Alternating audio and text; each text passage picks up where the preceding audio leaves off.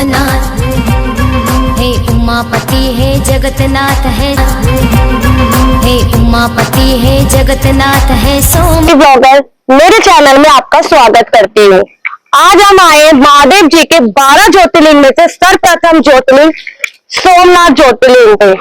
सोमनाथ ज्योतिर्लिंग जो है वो गुजरात में स्थित है।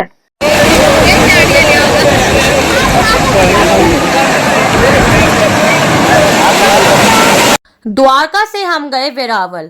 द्वारका से रेलवे स्टेशन से हमने पकड़ी ट्रेन और हम पहुंचे वेरावल। वेरावल से सोमनाथ की दूरी रह जाती है 7 किलोमीटर की और फिर हमने करा ऑटो। सो गाइस, अब हम आ चुके हैं वेरावल रेलवे स्टेशन। यहाँ से आपको ऑटो की फैसिलिटी और कैब की फैसिलिटी मिल जाती है। ऑटो जो है वो 400 रुपीज़ में कह रहे हैं सोमनाथ छोड़ने के लिए, और कैब ऑल्सो 500 रुपीज़ चार्ज। नमस्ते, मैं कीर्ति ब्लॉगर मेरे चैनल में आपका स्वागत करती हूँ। आज हम आए महादेव जी के 12 ज्योतिर्लिंग में से सर्वप्रथम ज्योतिर्लिंग सोमनाथ ज्योतिर्लिंग पे। सोमनाथ ज्योतिर्लिंग जो है वो गुजरात में स्थित है तथा इसको जो महादेव जी की 12 ज्योतिर्लिंग में से सर्वप्रथम रखा गया है।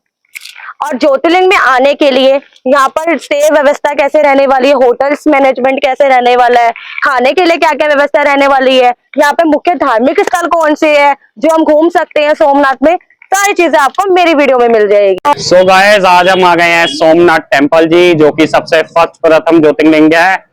और ये हमारा होटल है नंदी होटल, जो कि बेस्ट बजट होटल है। आप आओ तो इसमें व्यू इतना अच्छा है। इसकी सेकंड फ्लोर पे हमने रूम लिया, उस रूम पे डायरेक्ट सोमनाथ टेम्पल के डायरेक्ट दर्शन हो रहे हैं। बिल्कुल मंदिर से ये 100 मीटर के उस पे डिस्टेंस पे है, तो आप चेक कर सकते हो गाइस। अगर आप इधर आओ तो ये ट्राई आप कर सकते हो, बजट फ्रेंडली होटल है ये। और हम कार्ड भी दे देंगे, बाकी हम कार्ड में मेंशन भी कर देंगे और नंबर भी दे देंगे। पर रूम चार्जेस क्या रहने वाला है? पर रूम चार्जेस बड़े बजट फ्रेंडली है, इनके 1000 से स्टार्ट हो जाते हैं और अपना ये 200 225 यहाँ तक जाएंगे। गाइस, अब हम जा रहे हैं सोमनाथ जी के दर्शन करने के लिए और आपको मैं सारा हिस्ट्री भी बताऊंगी, इतिहास भी बताऊंगी कि सोमनाथ बाबा जी के दर्शन करने के लिए वहाँ पे क्या चीज है, क्या इतिहास है, सोमनाथ मंदिर क्यों बनाया गया। सबसे इम्पोर्टेंट थिंग तो ये है कि सोमनाथ मंदिर क्यों बनाया गया, तो वो चीज मैं आपको दिखाऊंगी। तो गाइस, अब हम आ चुके हैं सोमनाथ के ट्रस्ट में, जहाँ पे किसी भी तरीके के फोन्स, कैमरास और कोई भी इलेक्ट्रॉनिक आइटम जो है वो अलाउड नहीं है मंदिर में। तो यहाँ पे जमा होता है और उसके बाद आप मंदिर में दर्शन करने के लिए जा सकते हो। और ये निःशुल्क सेवा है, फ्री ऑफ कॉस्ट। ठीक है, तो अब आपको मंदिर का भी पूरा दिखाएंगे। ये सोमनाथ ज्योतिर्लिंग है जो मंदिर के बाहर से दर्शन होते हैं, और अंदर जाने के बाद मंदिर में महादेव जी बैठे हैं, पूरा गोल्ड का बना हुआ है।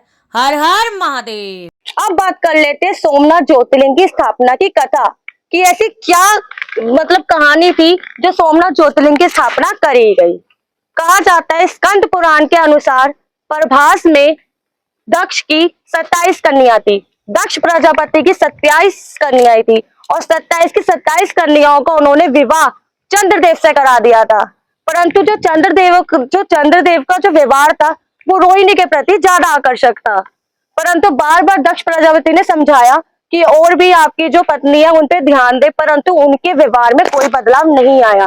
तब दक्ष जो थे उनको क्रोध आ गया और उन्होंने उनको चंद्रदेव को शयन योग होने का श्राप दे दिया। धीरे धीरे करके वो शयन योग होने लगे। पूरे जो संसार पे थे उन पे विपरीत असर होने लगा। चंद्रदेव जी फिर गए ब्रह्मा जी के पास। ब्रह्मा जी ने बताया कि यहाँ पे होता है सरस्वती संगम, और चंद्रदेव जी ने सरस्वती संगम में जाकर आराधना करी कई हजार सालों तक।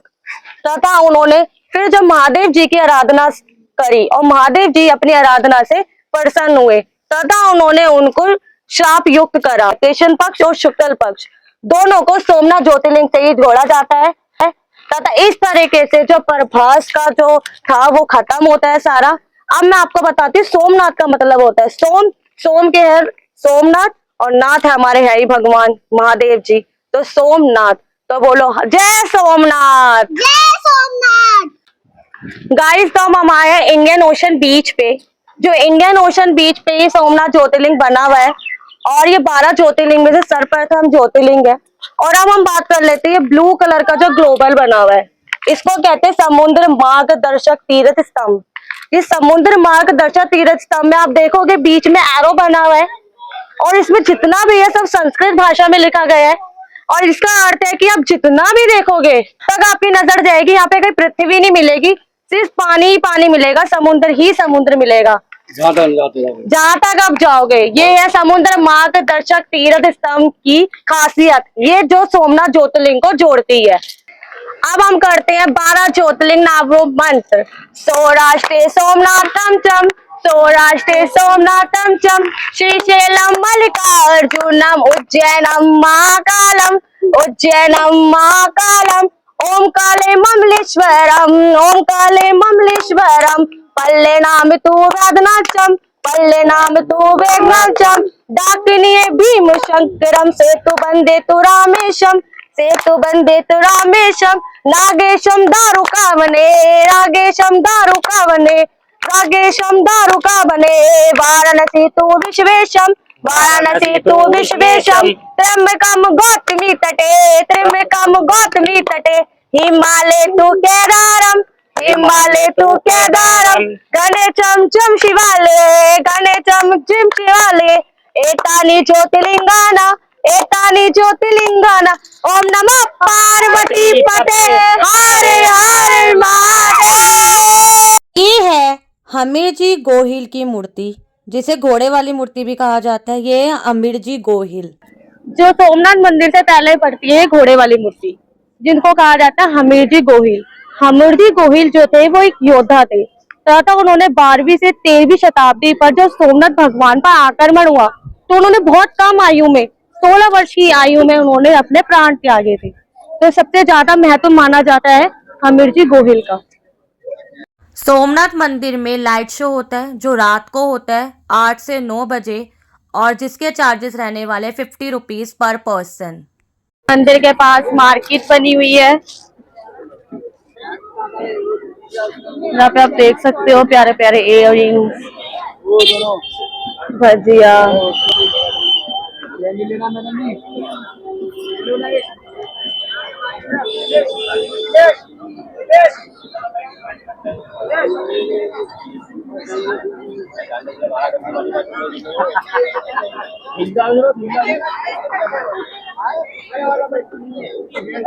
शंख भी मिल जाते हैं।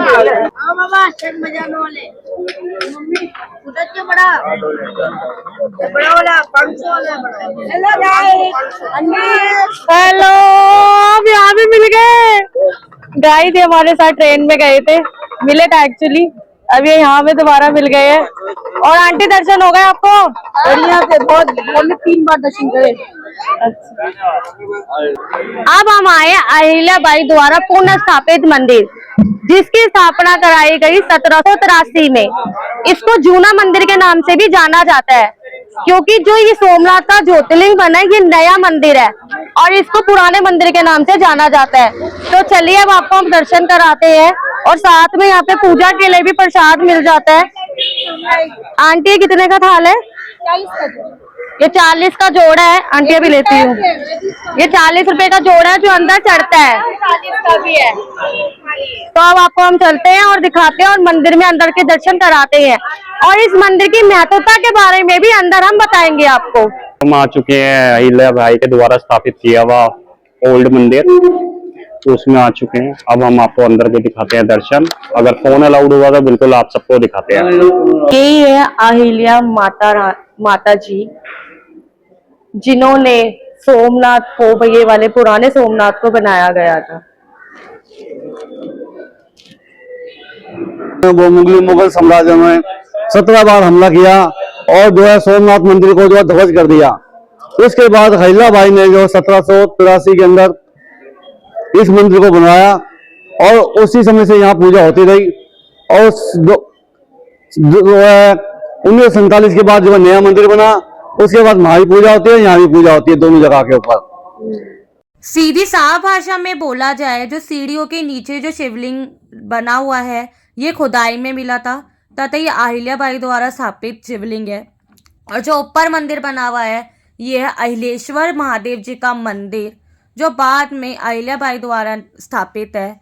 ओम नमः शिवाय, ओम नमः शिवाय। गाइस, यहाँ पे प्रसाद भी मिलता है मंदिर का, जैसे कि आप लड्डू ले सकते हैं और भी कई तरह की यहाँ पे वैरायटी है जो आप प्रसाद ले सकते हैं।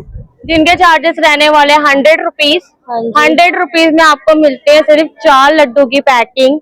और जो मेन प्रसाद चढ़ता है वो यही है, जो लड्डू का प्रसाद होता है वो आई थिंक मेरे हिसाब से आटे के लड्डू बने होते हैं। आटे। गाइस, एक इन्फॉर्मेशन और आपके साथ शेयर करनी थी। जो ज्योतिर्लिंग है सोमनाथ जी का, उसके 1.5 किलोमीटर की दूरी पे अच्छे रेस्टोरेंट बने हुए हैं। मुझे एक्चुअली पता नहीं क्या स्टोरी है, पर उन्होंने ये बताया कि यहाँ पे जितने भी रेस्टोरेंट थे वो तोड़ दिए गए हैं और बाईपास कर दिया गया है, like Chinese, south Indian, Punjabi, Gujarati. Normally आपको वहाँ ये सारा खाना मिलेगा, और अगर यहाँ अगर आप खाते तो नॉर्मली मतलब गुजराती थाली, दाल तड़का, पनीर, ये सारी चीजें। तो ये मुझे इम्पोर्टेंट लगी इन्फॉर्मेशन, मैंने सोचा इसलिए आपके साथ शेयर करूँ।